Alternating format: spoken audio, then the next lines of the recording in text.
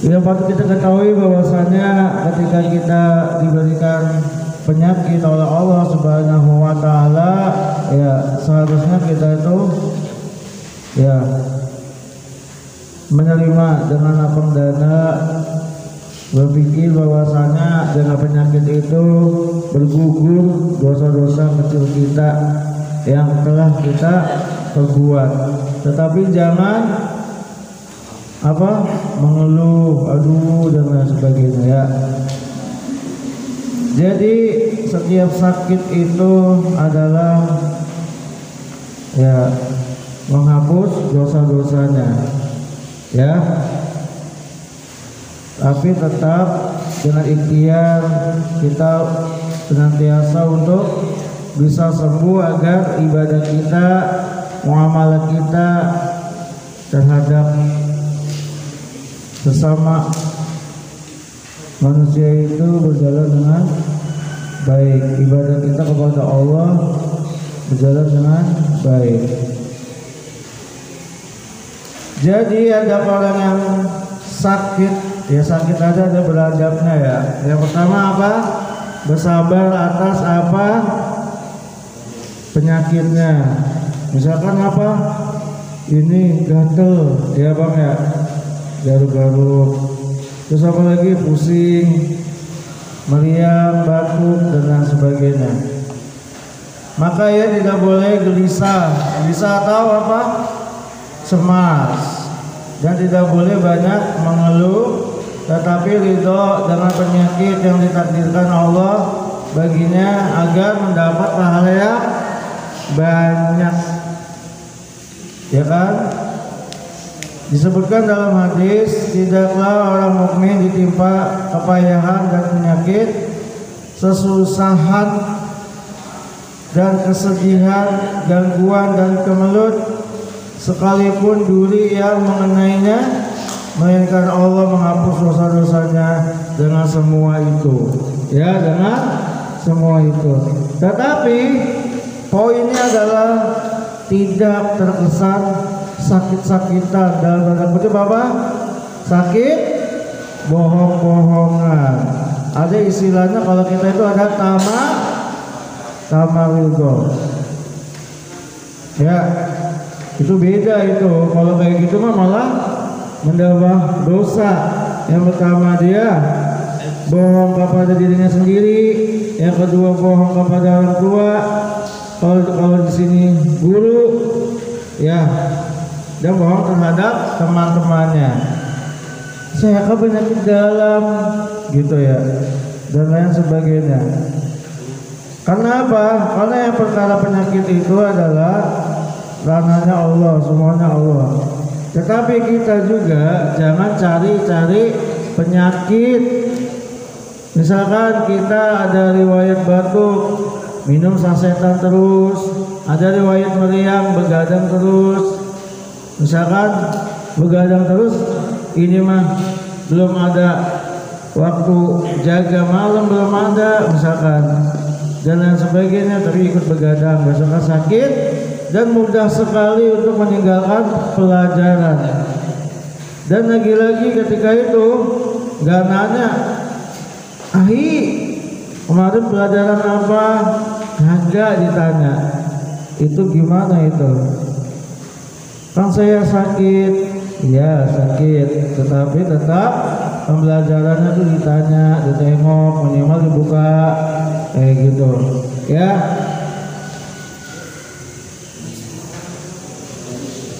Hendaklah ia berdoa kepada Allah Subhanahu wa taala agar dirinya sembuh.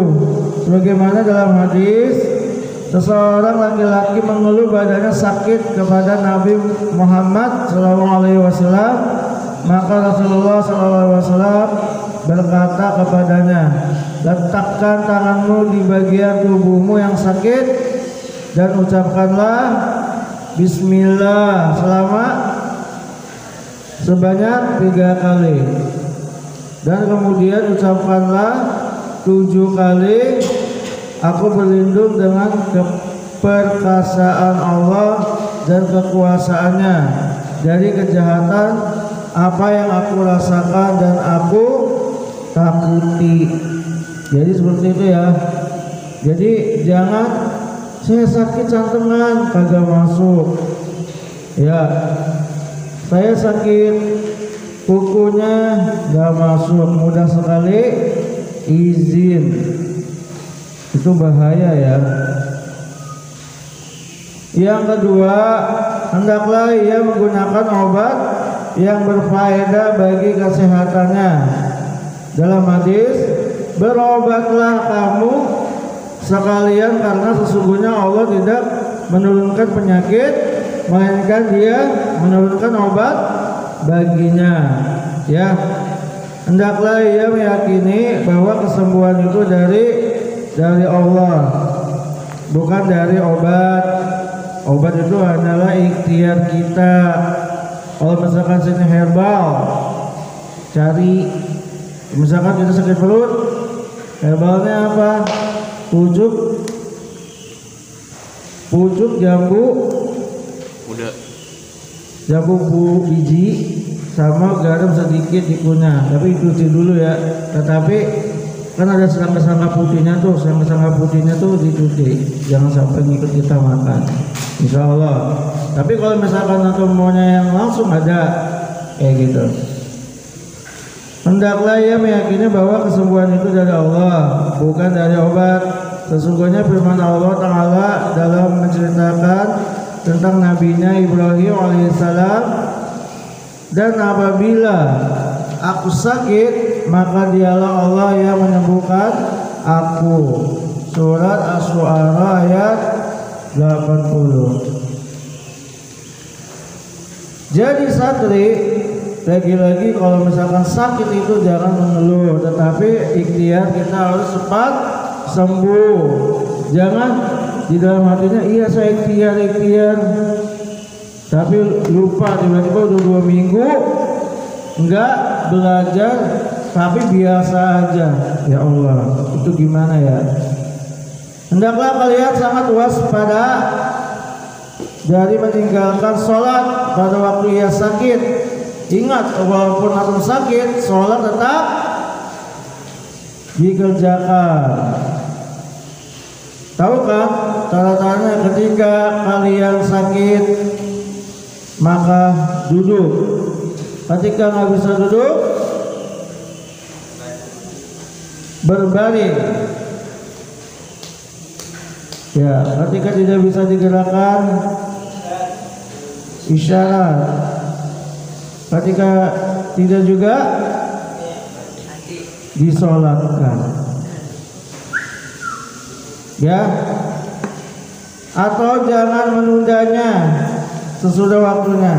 Ia harus melakukan sholat menurut kemampuannya, sebagaimana sabda Nabi Shallallahu Alaihi Wasallam kepada Sayyidina Imran bin Husain radhiyallahu anhu yang menderita penyakit bawasir. Ya, penyakit bawasir itu apa? Penyakit bawasir apa? Tahu. Ya, itulah pokoknya ya. Sholatlah sambil berdiri. Kalau engkau tidak sanggup maka sambil duduk berdiri. Kalau engkau tidak sanggup maka sambil duduk. Jika engkau tidak sanggup maka di atas sisi tubuhmu. Jika engkau tidak sanggup maka sambil berbaring. Allah tidak memaksa seseorang melainkan menurut kemampuannya. Bawasir itu kalau bahasa kita tua, wasir. Berikutnya, orang sakit boleh menggabung antara sholat zuhur dengan sholat asar. Itu namanya apa? Takdim. Kalau mereka asar ke zuhur, takhir. Kan sudah belajar kita ya Rizik ya. Begitu pula antara maghrib dan isya. Apabila penyakit itu dirasakan pada waktu ihram, ya, dalam kedua waktu itu, dan ketika mengucap salam dari salam pertama dan antara keduanya, jika ia tidak mampu berwudu, biarlah orang lain membantunya berwudu. Jika tidak ada yang membantunya, hendaklah ia bertayamum. Ya, bertayamum tahu kan kita sudah belajar. Ya, jangan menggampangkan sebagaimana yang dilakukan oleh sebagian orang-orang yang sakit. Saya kan sakit, makanya kan kalau santri itu kalau sakit dibawa aja. Biar apa? Biar kamar mandinya gampang. Karena menjaga kesucian juga sangat penting, ya. Hendaklah ia tidak meninggalkan puasa Ramadan bila ia mampu. Kalau tidak mampu, hendaklah ia segera mengqadanya atau menggantinya jika sudah sembuh, ya. Ingat dulu ya. Berikutnya, apabila ia sudah sembuh, hendaklah ia banyak bersyukur kepada Allah Subhanahu wa taala atas kesembuhannya dan selalu mohon darinya panjang umur dan menantinya disertai karunia dan keselamatan. Dalam hadis, mohonlah kepada Allah pengampunan dan kesehatan, karena tidak seorang pun yang diberi setelah keyakinan lebih baik dari sehat walafiat, ya. Dalam hadis lain, sebaik-baik kamu ialah yang paling panjang umurnya di antara kamu dan yang paling baik amalnya. Hendaknya ia mengingat kebaikan orang-orang yang melakukan kebaikan, ya. Menjenguknya pada waktu sakit serta berterima kasih kepada mereka dan mengunjungi mereka di rumah-rumah mereka sedapat mungkin.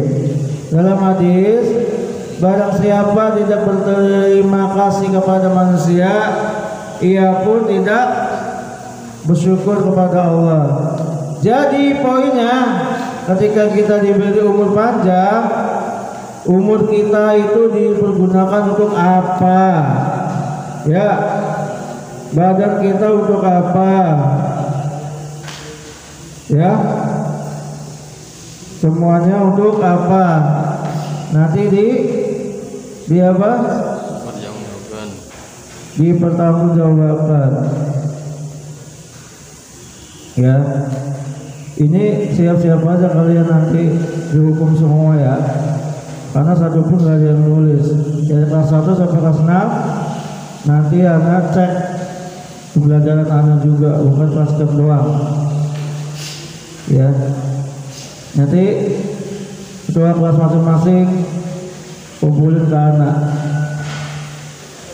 Hendaklah ia menempati janjinya kepada Allah, ya.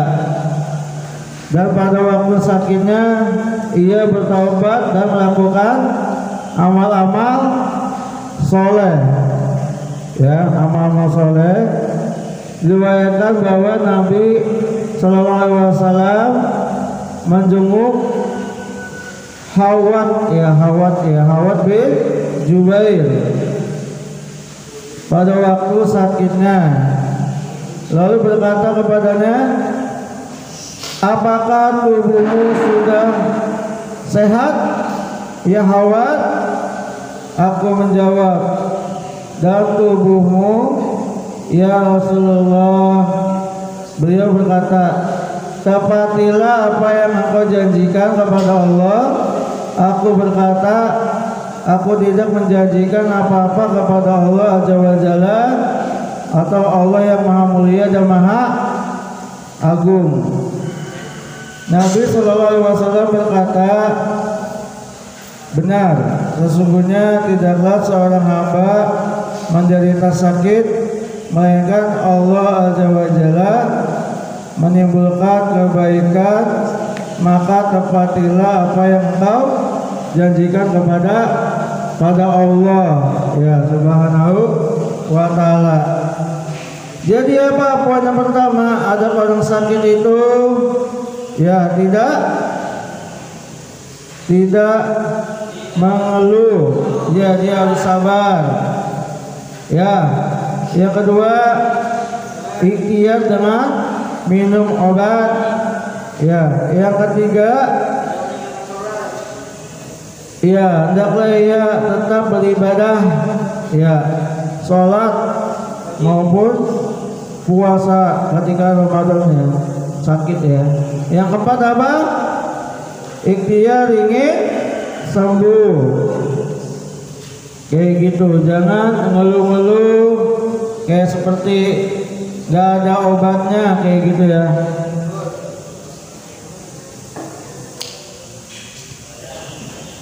Ya Pak Iwin ya. Jadi hendaklah ia menepati janjinya.